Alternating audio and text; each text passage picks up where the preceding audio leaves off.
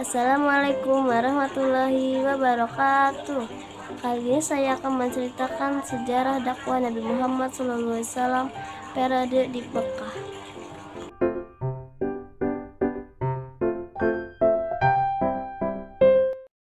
Perjalanan dakwah Nabi Muhammad SAW tentu jauh dari kata mulus. Banyak rintangan dan cobaan yang dilalui Rasulullah. Selama berdakwah, bahkan penolakan berupa hinaan dan celaan dari kafir Quraisy kerap beliau dapatkan. Warakah bahkan mengingatkan Rasulullah untuk berhati-hati. Ia berkata, pastilah kaum Muhammad akan didustakan orang, akan disiksa, akan diusir, dan akan diperangi. Kalau sampai pada waktu itu aku masih hidup, pasti aku akan membela yang di pihak Allah dengan pembelaan yang sudah diketahuinya pula. Namun semua itu dilalui Rasulullah dengan sabar dan tawakal. Rasulullah berdakwah selama 23 tahun sampai akhir hayatnya.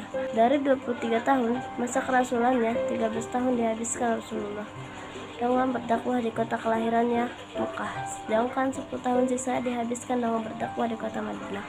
Dalam 3 tahun awal masa dakwahnya di Mekah, Rasulullah berdakwah dengan cara sembunyi-sembunyi. Ia mendakwahi beberapa orang terdekatnya yang diyakini bisa merahasiakan pesan yang dibawanya. Adapun mereka yang pertama masuk Islam pada periode ini adalah Abu Bakar As-Siddiq, Umar bin Khattab, Utsman bin Affan, Ali bin Abi Thalib, Talha bin Ubaidillah, Az-Zubair bin Al-Awwam, Abu Durrahman bin Auf, Abu Baidah bin Al-Jarrah, bin Abi Waqqas, dan Said bin Zaid. Orang-orang ini kemudian mendapat julukan As-Sabiqun Al-Awwalun, yaitu orang-orang yang pertama masuk Islam. Nabi Muhammad terus melakukan dakwah secara sembunyi-sembunyi sampai kemudian turunlah wahyu Allah SAW, surat Al-Hijr ayat 94. Fasda bima tumaru wa arid anil musyrikin, yang artinya, maka sampaikanlah olehmu Muhammad secara terang-terangan segala apa yang diperintahkan kepadamu dan berpalinglah dari orang-orang yang musyrikin. Nabi Muhammad kemudian melakukan dakwahnya secara terang-terangan. Beliau memulai dakwahnya dari Bani Hashim, keluarga terdekatnya. Namun hanya Ali bin Abi Thalib saja yang mau masuk Islam, dan pamannya Abu Thalib bersedia membelanya walaupun ia belum mau mengucapkan syahadat.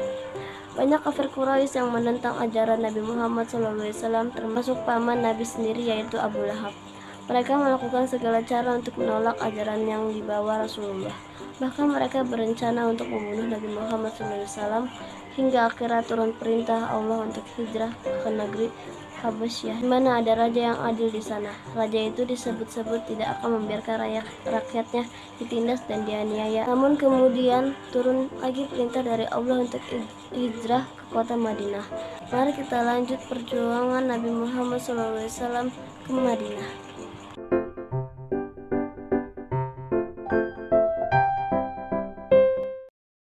Sebelum datangnya agama Islam, Yathrib atau Madinah adalah kota yang telah dihuni oleh berbagai komunikasi dan agama yang tidak jarang berselisih. Kendati demikian, masyarakat Madinah dikenal berhati lembut dan penuh pertimbangan. Oleh karena itu, dakwah Islam pun lebih mudah diterima daripada di Mekah.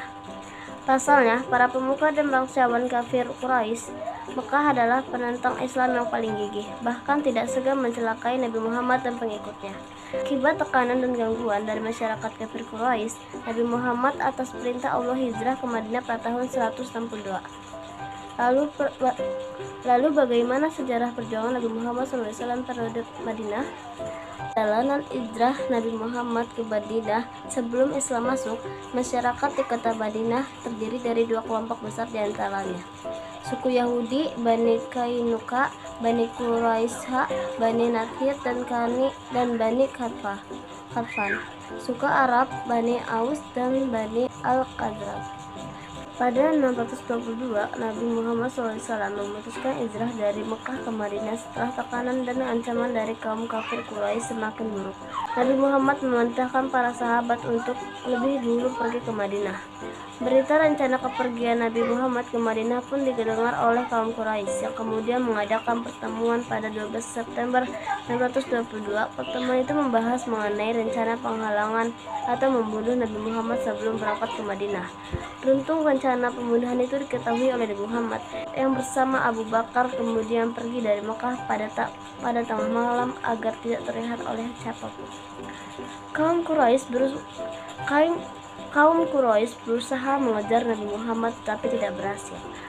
Nabi Muhammad dan Abu Bakar lebih dulu singgah di Quba pada 23 September 622 selama 4 hari. Sewaktu di sana, Nabi Muhammad membangun sebuah masjid di atas tanah milik Kalsum bin Huddin yang sekarang dikenal sebagai Masjid Quba. Setelah itu, Nabi Muhammad melanjutkan perjalanannya menuju Madinah dan sampai pada 27 September 622. Dakwah Nabi Muhammad di Madinah. Kedatangan Nabi Muhammad SAW di Madinah mendapat sambutan baik dari masyarakat di sana. Oleh sebab itu, Nabi Muhammad dapat melakukan dakwah Islam dengan sangat baik karena mendapat dukungan dari penduduk di Madinah. Selain itu, perjuangan Nabi Muhammad di Madinah juga didukung oleh kaum muhajirin atau penduduk Mekah yang ikut hijrah ke Madinah. Membangun masjid.